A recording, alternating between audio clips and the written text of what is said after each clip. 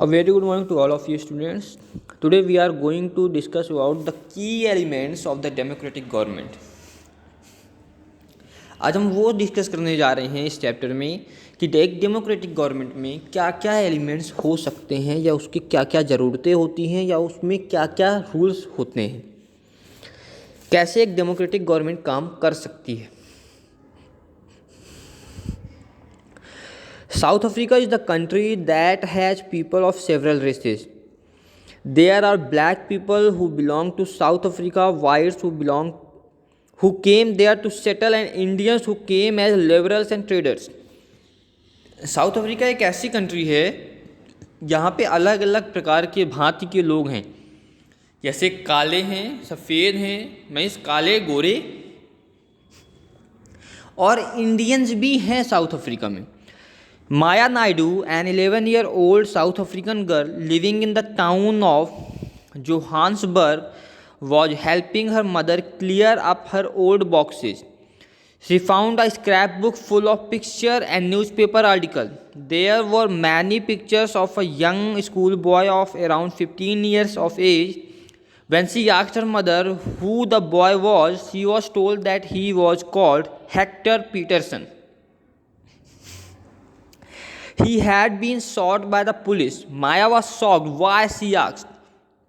माया नायडू एक 11 साल की लड़की है जो अपनी माँ के साथ जोहान्सबर्ग में रहा करती थी और अपनी माँ के साथ जो ओल्ड बॉक्सेस थे उसको साफ़ करने में मदद कर रही थी। उसने एक बुक देखी पिक्चर्स से भरी हुई। उस बुक में एक करीबन 15 साल के लड़के की फ़ोटो थी, जिससे उसने अपनी माँ से पूछा कि आखिर ये लड़का कौन है। तो उसकी माँ ने क्या बताया? उसकी माँ ने बताया कि ही वॉज हेक्टर पीटरसन। उसका नाम उसकी माँ ने क्या बताया कि वो हेक्टर पीटरसन है, जिसे पुलिस द्वारा मार दिया गया है। Her mother explain that South Africa was earlier governed by apartheid laws. Apartheid means separation on the basis of race. South African people were divided into white, black, and Indian and colored races. According to the law, these races were not allowed to mingle with each other, to live near each other, or even to use common facilities. उसकी माँ ने क्या बताया उसको कि जो south Africa थी, तो एक्चुअली ये ट्रुथ भी है, जो साउथ अफ्रीका थी तो पहले की जो साउथ अफ्रीका थी वहाँ पे अपार्थाइड लॉज चलते थे। अपार्थाइड लॉज का मतलब है रेस के हिसाब से, कलर के हिसाब से वहाँ लॉ रूल चलते थे। डिवाइड किया गया था कौन कौन से colour, white people, black people, Indian और कलर्ड पीपल, इनमें बांट दिया गया था साउथ अफ्रीका को। कैसे रूल थे कि ये एक दूसरे के साथ नहीं रह सकते, एक दूसरे के आसपास नहीं रह सकते, और फैसिलिटीज भी इन सभी की एक बराबर नहीं हुआ करती थी। Maya could not believe her ears. Maya's mother sounded angry when she spoke about life under apartheid. She told Maya that in those days hospitals were separate and so were ambulances. An ambulance meant for white people who would always be well equipped, while one meant for black people was not. There were separate trains and buses. Even the bus stops were different for black and white people. उन्होंने उसकी माँ ने क्या बताया कि जो hospital हुआ करती थी उस समय पे, वो हॉस्पिटल्स भी डिफरेंट हुआ करती थी, वाइट के लिए अलग, ब्लैक के लिए अलग, बस पे अलग होती थी, ट्रेन्स अलग होती थी, यहाँ तक कि बस स्टॉप्स भी अलग हुआ करते थे। Non whites were not allowed to vote. जो नॉन वाइट पीपल थे वो वोट डालने के अधिकारी भी नहीं हुआ करते थे। The best land in the country was reserve for the white people. जो कंट्री की बेस्ट लैंड हुआ करती थी वो वहाँ पे कौन रहता था? वाइट पीपल रहा करते थे। And non white had to live on the worst available land. और जो नॉन वाइट पीपल थे उनको बहुत ही गंदी जगह रहने को मिला करती थी। Thus blacks and coloured people were not considered to be equal to whites. तो वहाँ का रिजल्ट क्या था कि जो ब्लैक पीपल थे और जो कलर दूसरे जात के पीपल थे वो वाइट पीपल्स की तरह बराबरी के हकदार नहीं थे। One black township was the southwestern township, Soweto. Hector Peterson lived there, and he and his classmates joined the protest against learning the Afrikaans language in school. This was the language that the white spoke. Hector and other school students were being forced to learn this language, but they wanted to learn their own language, Zulu. The South African police beat up the protesters mercilessly and shot at the crowd. One of their bullets killed Hector. This was on 16 June 1976. उस समय पे एक black township था, south western township कहते थे। वहाँ पे क्या था, हेक्टर पीटरसन रहा करता था। वहाँ के लोगों की जो कॉलेज स्कूल हुआ करते थे, वहाँ पे अफ्रीकन लैंग्वेज सिखाई जाती थी, जो हेक्टर बोला करते थे, जो वाइट पीपल बोला करते थे। हेक्टर अपनी लैंग्वेज में पढ़ना चाहता था, उस लैंग्वेज को लर्न नहीं करना चाहता था। और इन्होंने क्या किया, हेक्टर ने जो प्रोटेस्टर थे, जो इसका विरोध कर रहे थे, उसका साथ दिया और क्राउड में गोलियां फायर की गई पुलिस द्वारा। और जो पुलिस ने फायर किया तो एक बुलेट जाके हेक्टर को लग जाती है। ये कब की बात है, 16 जून 1976 की। The African National Congress, a group of people who led the struggle against apartheid, and their most well-known leader, Nelson Mandela, fought the apartheid system for several years. Finally, they succeeded, and in 1994, South Africa became a democratic country in which people of all races were considered equal.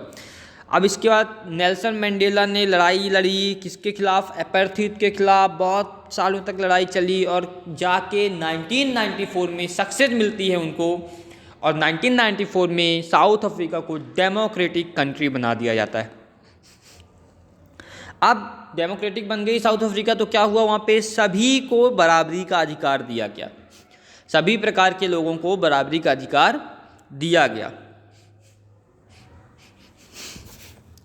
Let us now try to understand what a democratic government means to all of us. अब हम ये समझने की कोशिश करते हैं कि आखिर डेमोक्रेटिक गवर्नमेंट का मतलब क्या होता है।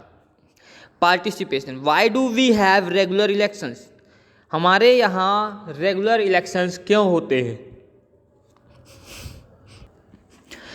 आप सभी ने लास्ट चैप्टर में क्या पढ़ा है अभी, कि डेमोक्रेसी में जो डिसीजन लिए जाते हैं वो किसके द्वारा लिए जाते हैं, पीपल्स द्वारा लिए जाते हैं। Through voting in elections people elect leaders to represent them.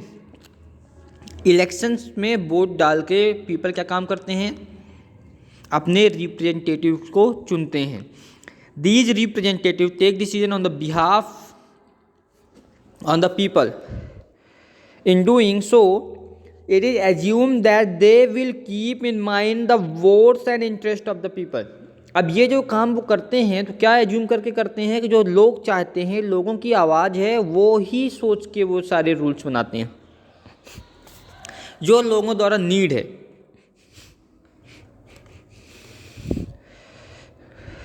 All governments are elected for fixed period. In India, this period is 5 years. Once elected, governments can stay in power only for that period. If they want to continue to be in power, then they have to be re-elected by the people. This is a moment when people can sense their power in a democracy. In this way, the power of government gets limited by regular election. अब जो government होती है वो क्या होती है, वो fixed होती है कुछ समय के लिए। इंडिया में 5 सालों के लिए फिक्स्ड होती है। अब जो गवर्नमेंट होती है इसके पास केवल पावर उसी पीरियड तक रहता है, 5 ईयर्स तक। अगर वो चाहती है कि वो 5 साल के बाद भी उसके पास पावर्स रहें तो उसको री इलेक्शन में फिर से जीतना होता है। जो फिर इलेक्शन होता है उसे फिर से जीतना होता है, लोगों द्वारा री इलेक्टेड होना होता है। अगर वो जीतती है तो फिर वो पावर में आ जाएगी, नहीं तो वो पावर में नहीं आएगी। और इसी प्रोसेस के कारण किसी भी गवर्नमेंट के पास स्टेबल पावर्स नहीं होती हैं, रेगुलर मैनर पे पावर्स नहीं रहती हैं, क्योंकि गवर्नमेंट ही चेंज हो जाती है तो उसकी पावर ही ख़त्म हो गई। Other ways of participating, elections are usually held once in 5 years. Election कब होते हैं, 5 साल में एक बार। Besides voting, there are other ways of participating in the process of government. People participate by taking an interest in the working of the government and by criticizing it when required. In August 2005, when a particular government increased the money people have to pay for electricity, people expressed this disapproval very sharply. They took out rallies and also organized a signature campaign. The government tried to explain and defend its decision, but finally listened to the people's opinion and withdraw the increase. The government had to change its decision because it is responsible to the people. अब ये तो बात हो गई election की कि election के अलावा भी अगर पीपल कैसे पार्टिसिपेट करते हैं। हम एग्जांपल लेते हैं कि जैसे 2005 में अगस्त 2005 में हुआ था जब इलेक्ट्रिसिटी बिल्स बढ़ा दिए गए थे। तो अगर किसी चीज़ को गवर्नमेंट लगाती है तो पीपल क्या करते हैं, उसका विरोध कर सकते हैं। कैसे विरोध करते हैं? रैलीज निकालते हैं, पोस्टर्स बनाते हैं, उसका विरोध करते हैं रैलीज के थ्रू, और गवर्नमेंट को उसका आंसर देना होता है। और गवर्नमेंट जब उसका आंसर नहीं दे पाती है तो गवर्नमेंट को आखिरकार प्रेशर में आकर के अपने डिसीजंस को चेंज करना होता है। इससे क्या पता चलता है? इससे यही समझ में आता है, यही पता चलता है कि जो रिस्पॉन्सिबिलिटी है वो पीपल्स के ही है। अभी पीपल्स के लिए ही आप सब कुछ कर रहे हो तो पीपल्स के अकॉर्डिंग ही करोगे, खुद से कोई भी काम नहीं कर सकते। ओके स्टूडेंट्स, आपका जो ये टॉपिक था यहाँ पे एंड होता है। आपका जो नेक्स्ट टॉपिक आएगा वो आपका नेक्स्ट वीडियोज़ में आएगा। Okay, thank you.